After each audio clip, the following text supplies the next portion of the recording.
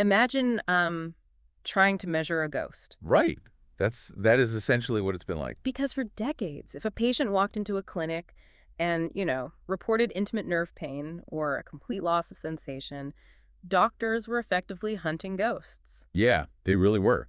They had to rely on a standard 1 to 10 pain scale and just, well, a lot of guesswork. Right, because you can't exactly put a localized loss of pelvic sensation in a cast, right? Right. And you certainly can't capture dyspareunia on a standard X-ray. No, you can't. And it creates this notoriously difficult clinical environment. I mean, when diagnostics rely solely on subjective reporting, the medical field really struggles. Struggles to track if it's working, right? Exactly. You can't track whether a localized intervention is actually healing the underlying tissue or if the patient is simply experiencing a placebo effect. Which brings us to our mission for today. Welcome to this deep dive where we are unpacking the objective science behind the O-shot. And for those following along, the O-shot is a regenerative treatment utilizing platelet-rich plasma, or PRP. Right. Yeah, but the real focus for you today isn't just understanding the treatment itself. We are diving deep into the cutting-edge biophysics. I mean, we're talking about things from digital algometers to vacuum tissue probes. Which sound a bit like science fiction, honestly. You really do. But these are the tools that allow clinicians to finally quantify those invisible sensory changes. Yeah, we are looking at how modern medicine actually translates subjective, intimate sensations into trackable mathematical data. Okay, let's unpack this. Before we can measure the changes, we kind of need to understand what is being changed. So anatomically, what are we looking at here? Right. So to understand the data, we first have to understand the specific neural pathways involved. Okay. When a patient reports diminished sensation or provoked pain in the vulvar or clitoral region, we're primarily looking at the pudendal nerve. The pudendal nerve, that's basically the superhighway, right? Exactly. It functions as the primary sensory and motor pathway for the entire pelvic floor. So if a patient is experiencing a localized sensory deficit down there, how far back up that pathway does a clinician actually have to look to find the root of the problem? Oh, often all the way back to the sacral plexus. Wait, really? That far back? Yeah. The pudendal nerve originates from spinal roots S2, S3, and S4.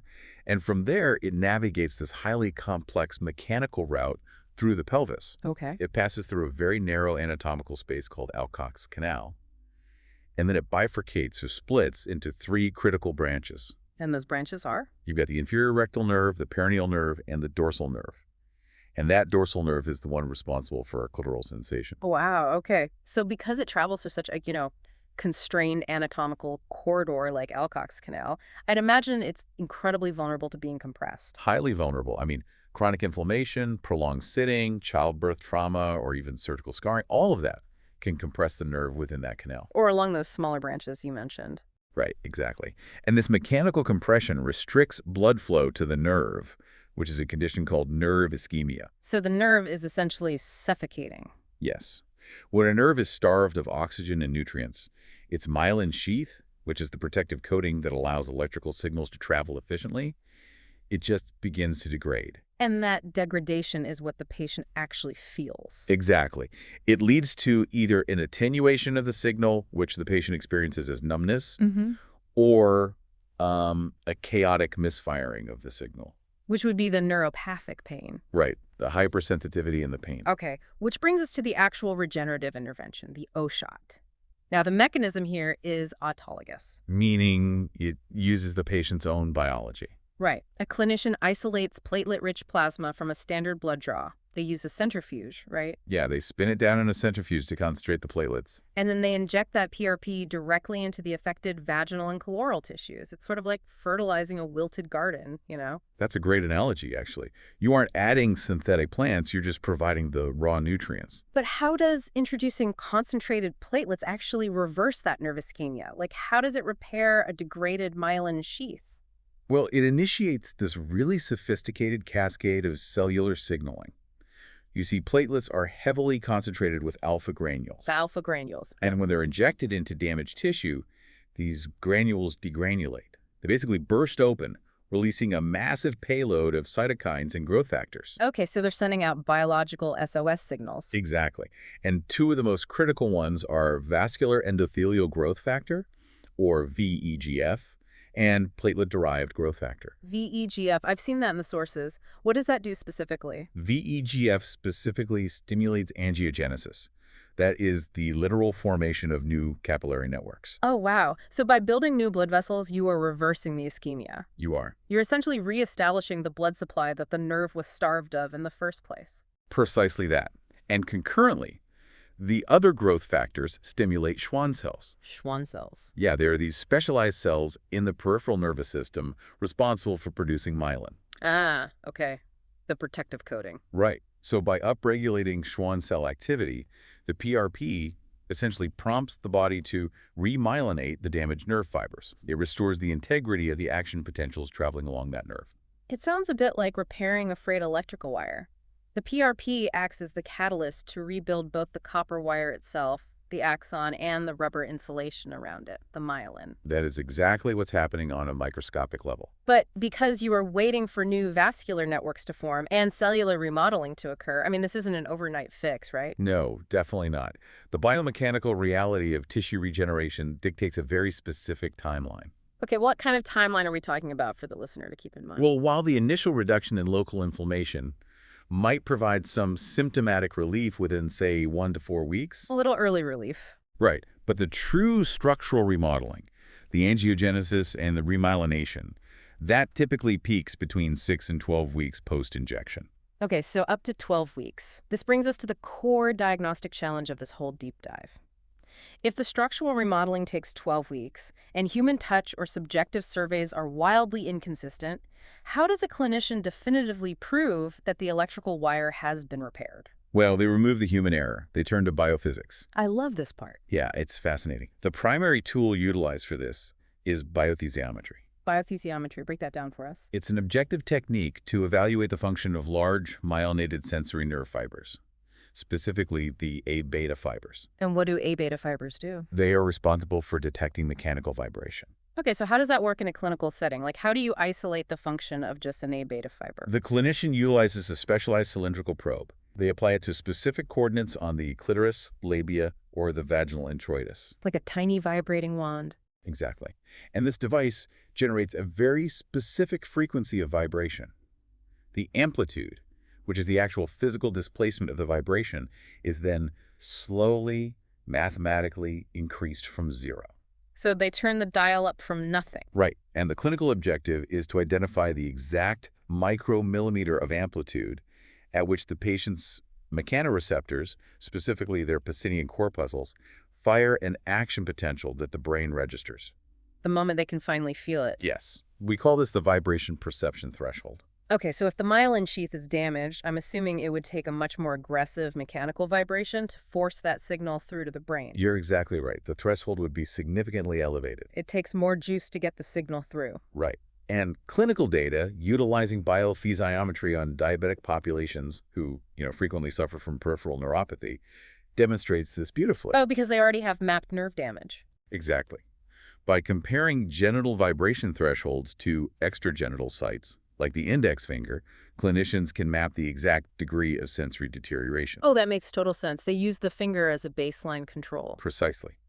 So if an O shot successfully regenerates the dorsal nerve over that 12-week period, a follow-up biothesiometry test will show a quantifiable drop in the vibration threshold. The nerve is objectively firing at a lower stimulus amplitude. They don't have to guess. They don't. The math proves it. Okay, that handles mechanoreceptors. But vibration is just one physical frequency. Here's where it gets really interesting, because what about thermal changes or sharp pain? Right, because a patient might feel vibration fine, but lack other sensations. Exactly. A patient might be able to feel vibration perfectly well, but still have significant dysfunction in their ability to detect temperature. So how do we measure that? Which is why comprehensive diagnostics require quantitative sensory testing, or QST. QST. Yeah, if biothesiometry isolates those A-beta fibers, QST is the full-spectrum environmental diagnostic. Meaning it checks everything else. Right. It allows clinicians to assess the small, unmyelinated C fibers responsible for warm sensations and the thinly myelinated A-delta fibers responsible for cold and sharp pain. But wait, why is testing those specific small fiber types so critical? Couldn't a doctor just use a standard EMG, an electromyogram, to check if the nerve is working? You would think so, but no. Standard EMGs are highly limited in this context Really? Why? because an EMG primarily measures the electrical conduction of large myelinated motor nerves. It completely bypasses the small sensory fibers ending in the skin and mucosa. Wow. So an EMG basically ignores the surface level sensors entirely. Completely. A patient can have severe small fiber neuropathy, rendering their mucosal tissue totally numb to temperature or light touch, while their EMG results appear perfectly normal. That sounds incredibly frustrating for a patient. It's devastating. Yeah. Which is why QST bridges this diagnostic gap. They apply computerized thermodes that increase or decrease temperature by fractions of a degree. Fractions of a degree. Yeah, it's that precise. Clinicians can isolate the exact function of the Ruffini endings for heat and the Krauss end bulbs for cold. The granularity of that data is staggering. You aren't just tracking general sensation. You are literally mapping the regeneration of specific cellular receptors across a 12-week timeline. It's completely revolutionary for tracking treatment efficacy. Okay, but everything we've discussed so far focuses on a deficit of sensation, numbness. Right. But from the sources, it's clear that for a significant portion of patients seeking regenerative therapies, the primary complaint is the exact opposite. Yes, it's hypersensitivity. Right. Conditions like localized provoked vulvodynia or pudendal neuralgia, where the nerve is essentially hyperexcitable. It's broadcasting pain signals in response to normal, non-threatening stimuli. The clinical term for that is allodynia. Allodynia. And historically, how did doctors even quantify allodynia in the vulvar vestibule? Historically, they relied on the Q-tip test. Which is exactly what it sounds like, right? Literally. Yeah. A clinician would press a cotton swab against the tissue and just ask the patient to rate the pain. Okay, the diagnostic flaw there is obvious. The mechanical force applied by the clinician's hand is completely unstandardized. It's a totally uncontrolled variable. Right. The pressure a doctor applies on a Tuesday might be entirely different from the pressure applied on a Thursday. Making the subjective pain score completely useless for tracking any real scientific recovery. So what's the objective upgrade? The modern evolution of this is vulval algometry. Clinicians are utilizing a digital algometer. A digital algometer. The sources mentioned the Wagner FPIX, right? Yes, the Wagner FPIX is a great example. It's a specialized device equipped with a cotton-tipped probe. But unlike a human hand, the internal load cell of the digital algometer ensures that the clinician applies a highly specific, standardized mechanical force. Meaning the exact same pressure every single time. Exactly. Typically, it's calibrated to between 0.2 and 0.4 kilogram force. Why that specific range, though? Why 0.2 to 0.4 kilogram force? Because that specific mechanical load is sufficient to deform the surface epithelium and trigger the underlying nociceptors, the pain-sensing nerve endings, without actually causing blunt trauma to healthy tissue. Ah, okay. So it's firm enough to test the nerve, but not so hard that it would hurt a healthy person. Exactly. By standardizing the physical load, we isolate the variable we actually care about, the nerve hyperexcitability. So if a clinician applies exactly 0.3 kilogram force, and the patient registers a severe pain response, the clinician knows for a fact it's the nerve overreacting. It's not just the doctor pressing too hard. Right. Furthermore, they map this data spatially. Spatially, like a grid. Close. The vulvar vestibule is evaluated like a clock face. Okay, clock face. The algometer applies that standardized force at specific coordinates, typically the 1, 3, 5, 6, 7, 9, and 11 o'clock positions. And what happens if it hurts at one of those specific times on the clock? If any position registers a pain score of 4 or higher on a standard visual analog scale, it gets documented as a hyperalgesic node. Wow. It's like creating a topographical map of a minefield. That's a perfect way to look at it. Yeah. You are pinpointing the exact coordinates where the peripheral nervous system is misfiring. And then post-treatment, after the O shot, you apply the exact same mechanical load to the exact same clock coordinates. Right. And if the patient's visual analog scale drops by 1.0 or more, you have clinically significant proof that the neuroinflammation is subsiding. Proof that the mines have been deactivated. Exactly. The nerves are objectively downregulating their pain signaling. That is incredible. But we have to remember, neuroregeneration doesn't happen in a vacuum, right? Nerves require a robust, healthy microenvironment to function. They absolutely do.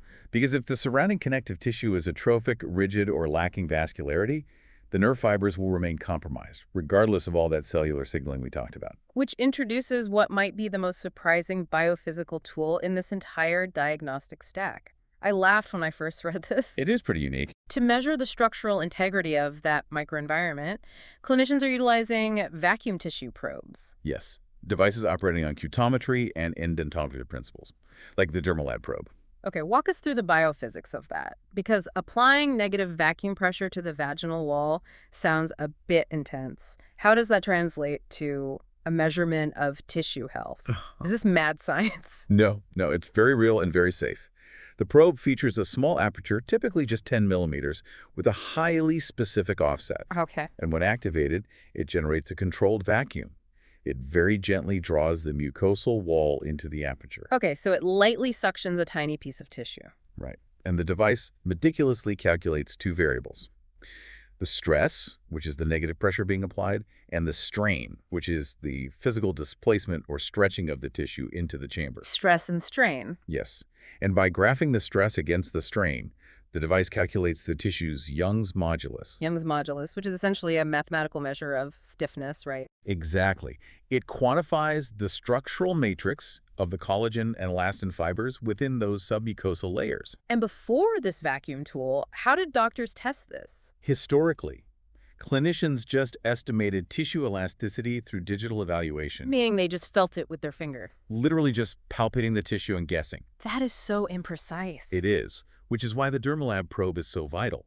It replaces subjective palpation with a hard biomechanical algorithm. So if the O-Shot's growth factors successfully stimulate the fibroblasts to lay down new healthy collagen over that 12-week remodeling phase. The vacuum probe will register a quantifiable improvement in the tissue's distensibility. The tissue literally becomes more supple and mechanically resilient. It's providing a healthier soil for the nerve endings to embed within. Exactly. And clinicians don't just stop there. They pair these biomechanical stress tests with biochemical markers. Right. The sources highlight the Vaginal Health Index and the Vaginal Maturation Index. Let's touch on those briefly. Sure. So the Vaginal Health Index, or VHI, it standardizes the clinical observation of the environment. Giving a score of 1 to 5 for Yeah. different parameters. Right. It evaluates elasticity, fluid volume, epithelial integrity, moisture, and pH on a unified scoring system. And the pH metric is particularly vital here. Okay, why is pH so important for nerves? I know a healthy, estrogenized vaginal environment maintains an acidic pH of 4.6 or lower. Yes, and that directly correlates to the structural health of the nerve environment because it comes down to cellular metabolism. How so? Well, when tissue is robust and receiving adequate blood flow, the superficial epithelial cells produce high levels of glycogen. Glycogen, basically cellular sugar. Right, and the local microbiome, specifically lactobacilli, they metabolize this glycogen into lactic acid, which drives the pH down. Keeping it acidic and healthy. Exactly. But if the tissue becomes ischemic or atrophic, glycogen production halts, the lactobacilli die off, and the pH rises. And a higher pH creates a hostile inflammatory environment for peripheral nerves. Exactly. So a dropping pH post-treatment is a great proxy indicator that cellular metabolism has been restored. That connects the dots perfectly, which leads directly into the final metric, the Vaginal Maturation Index, or VMI. This takes the evaluation down to the literal microscopic level. It does. The VMI requires a cytological sample. A quick swab. Yes. The clinician collects cellular secretions, and a laboratory physically counts the ratios of 3 distinct cell types under a microscope: And those are? parabasal, intermediate, and superficial cells. Okay, and what are we looking for? Well, parabasal cells are immature cells originating from the basal layer. A high percentage of parabasal cells indicates severe tissue atrophy and a lack of cellular turnover. They're stuck in an immature state.